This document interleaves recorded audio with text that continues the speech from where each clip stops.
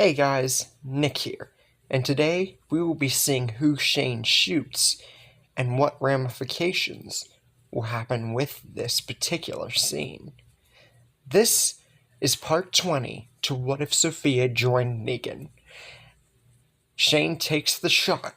Before anyone can see it, bang!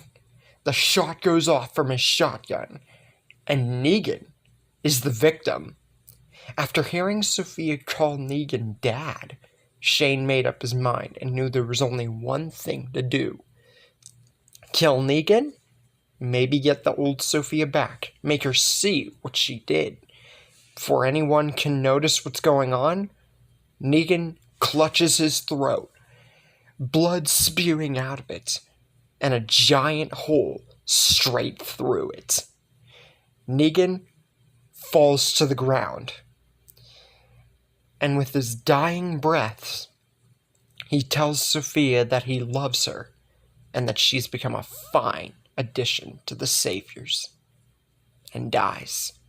Sophia cries out, screaming in a manner of which we never would have heard from Sophia, original story or in this story. And she is just full of sadness, rage, hatred. This isn't the exact manner of attitude Shane would have wanted from Sophia, especially the rage part. But before he can even understand what's going on, and before anybody can think of anything, this all happens, mind you, within the matter of, a minute. Not even 2, 3, 4 minutes. This happens so fast, you couldn't tell what's happening clearly.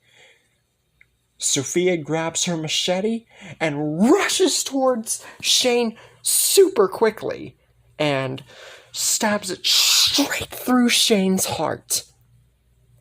And considering it's a friggin' machete through a heart, yeah, Shane's dead here, unfortunately, making the ultimate sacrifice. Sophia says Shane brought this upon himself. She already said no, and if he had left well enough alone, he might not have died. Or at least, if he did, by the hands of Negan, it would have been longer, one, before it happened, and number two, in a much different way. But he just had to do this. He did the wrong thing.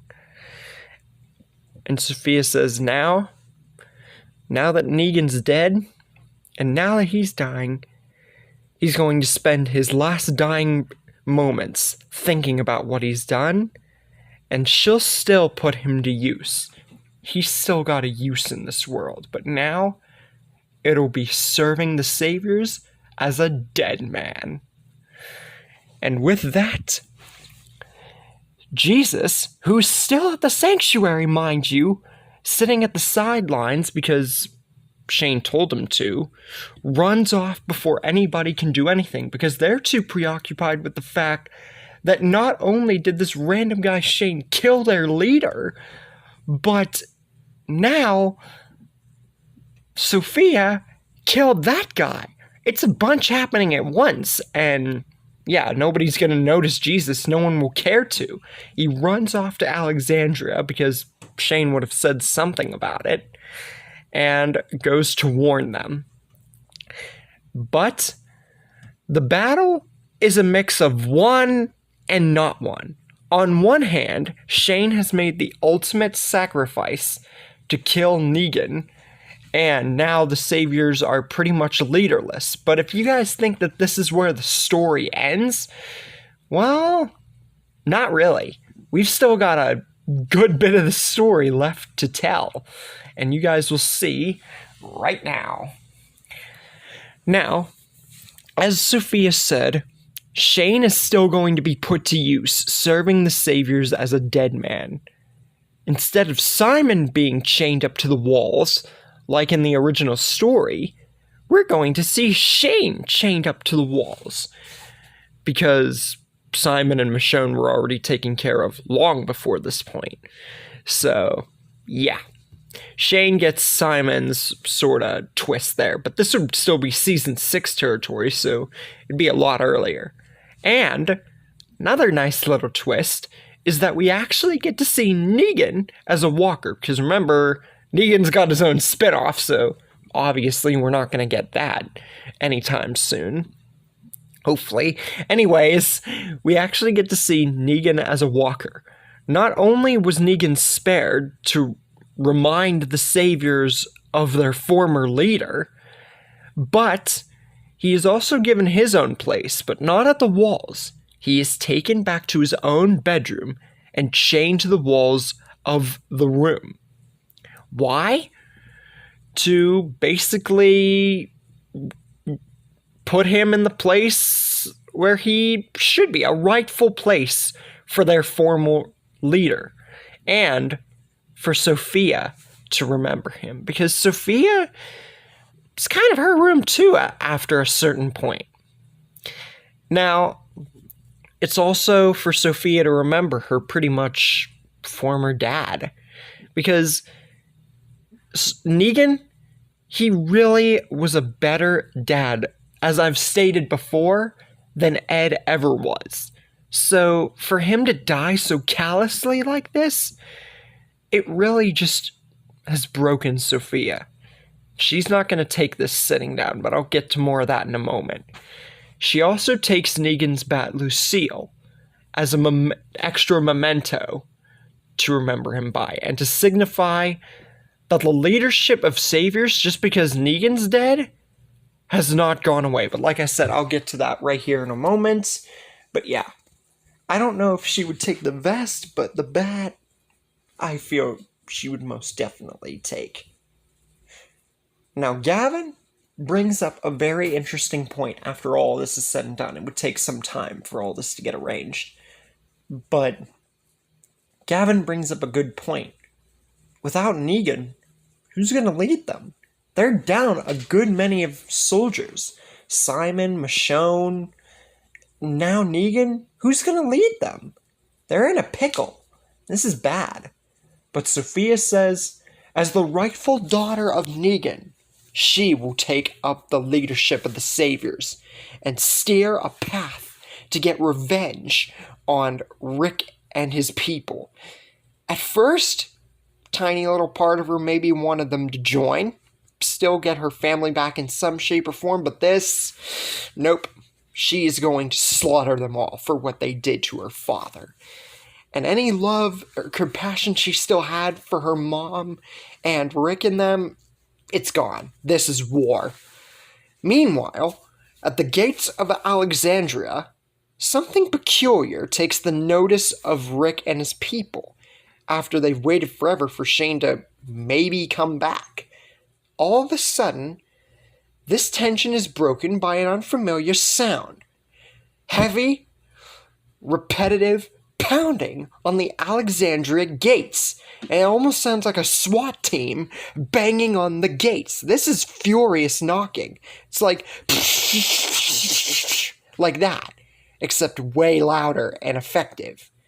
Rick, accompanied by Daryl this time, enter the gates and see it's Jesus. But they don't know this because Shane met Jesus on the road, so Jesus is unknown to them. So this would be their first time meeting, this time into Alexandria, and not in the middle of nowhere. Jesus basically says that he'd encountered Shane on the road, and proceeds to spill the beans about what happened, him taking Shane to the sanctuary, and the whole thing about Sophia not wanting to come back and calling Negan her dad.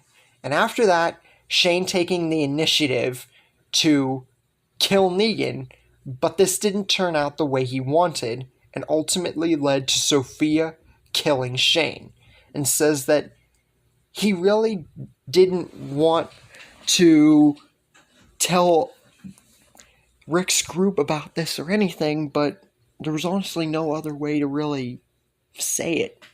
And says that there might be a way to get Sophia back, but it's a gamble. They could go to his community, the Hilltop. But how Sophia is, this is going to mean war either way.